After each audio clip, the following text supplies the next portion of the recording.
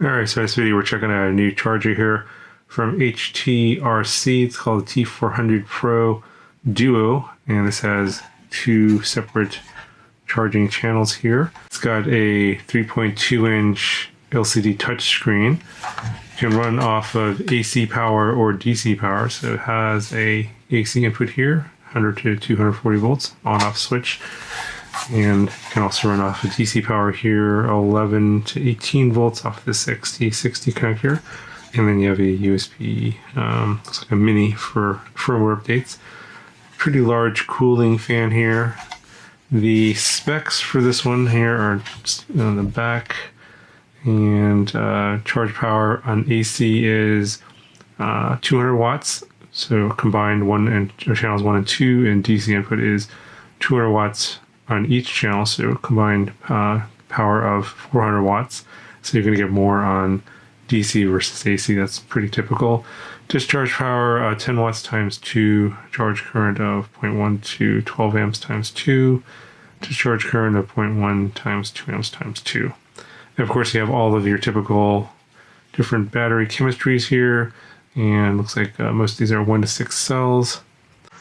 So in the box, there aren't actually any instructions, which is kind of strange, but you should be able to figure this out. You do get these balance boards for 2 to 6S, one for each channel, and they just plug into the front here.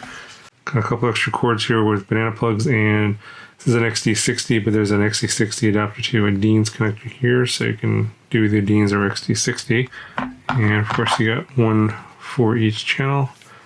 And then you have this XT60 to alligator clip cable here.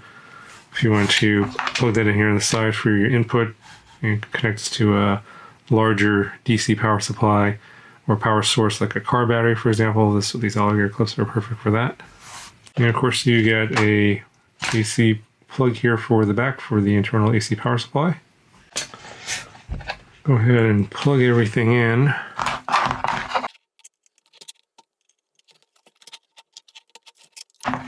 You want to make sure your polarity is correct, negative and positive are in the right spots.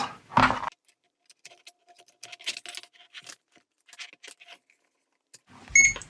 go ahead and power it up. And you can see we have two channels, channel 1 or channel 2. So all the settings here that you're going to initiate the charge are going to be for whatever channel you want to be on. So we're going to go ahead and go to channel 1, get your different batteries here. So they're doing it based off the battery chemistry. Get your different settings here.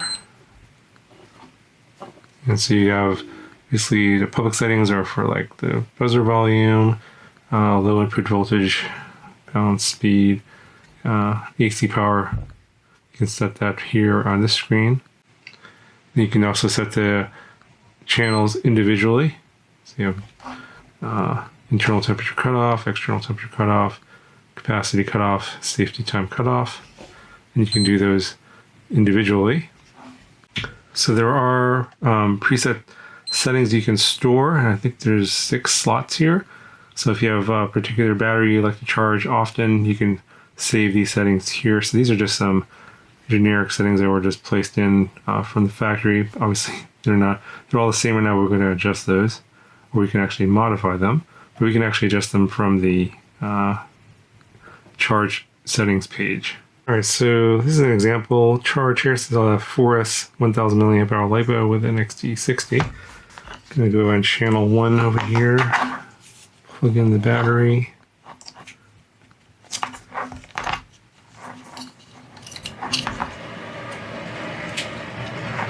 Let's plug in our balance lead. So we'll go ahead and pick LiPo. And it looks like it's already detected it. It's a 4-cell. Can adjust our end voltage here and charge current. So 5 amps is 5C. That's going to be way too much, so we're going to reduce that. And it's going to take that all the way down to 1 amp. So that'll be 1C.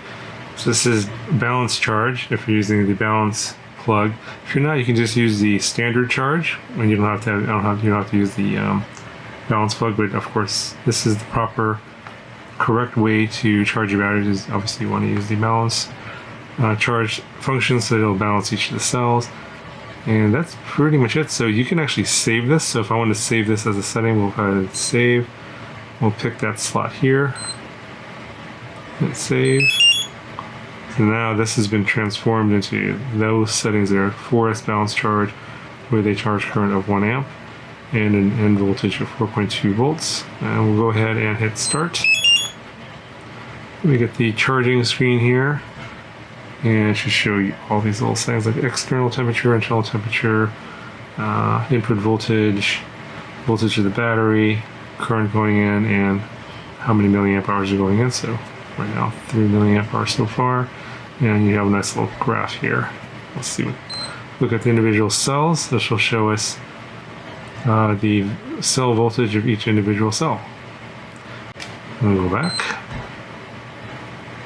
And of course, like any other dual channel charger, you can start up a charge on the other channel, of course, just like it did on the first one, and they can both be going at the same time.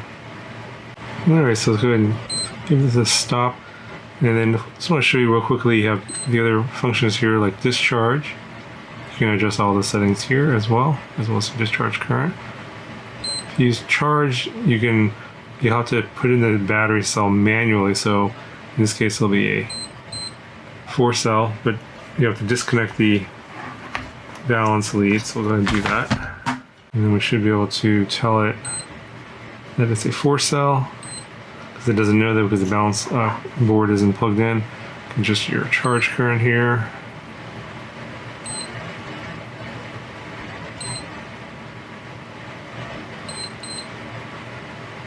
Adjust your end voltage. 4.2, and then I'm going to save this as well, and we'll just save this into the second one here. Hit save. So you see here, the first one here is balance charge, and this is just normal charge, which doesn't use the balance board, and these different settings here. And then of course, if we want to start that, we can start, but I don't usually like to charge my batteries that way, so I'm actually not going to be doing that, but if you want to, you can do that. And exit out of here. Oh, and then under storage, this is basically the same thing. If you want to do a storage charge, then you can set all your values here. 3.85 volts is pretty normal, and then of course, whatever the limits of the charger are here in terms of the charge current and discharge current. If you want, obviously, faster discharging, then you're going to want to increase that value there. And again, it discharges all the different battery chemistries. You have LiPo, Li-Fi, lithium ion, lithium high voltage, nickel metal hydride, nickel cadmium, and lead. And then you have this other function here called smart. I think these are for like maybe DJI batteries perhaps. Not 100% sure on this one. Let's see if we go into one here. These are basically different voltages. And not sure if you can, I think these are already preset. I'm not sure if these can be adjusted at all. You have digital power. So this, I think, is actually setting, if you want to turn this into a power supply for a specific voltage and current, you can do that here. And then the last thing here is under monitor, you can see the different cell voltages. I'm going to plug that battery back in again.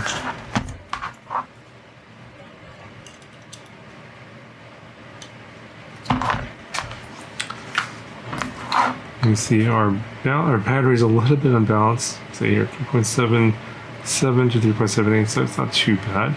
But I think if you want to balance it, you can hit balance here. And it'll adjust the battery balance. You hear that fan coming on, it's pretty loud.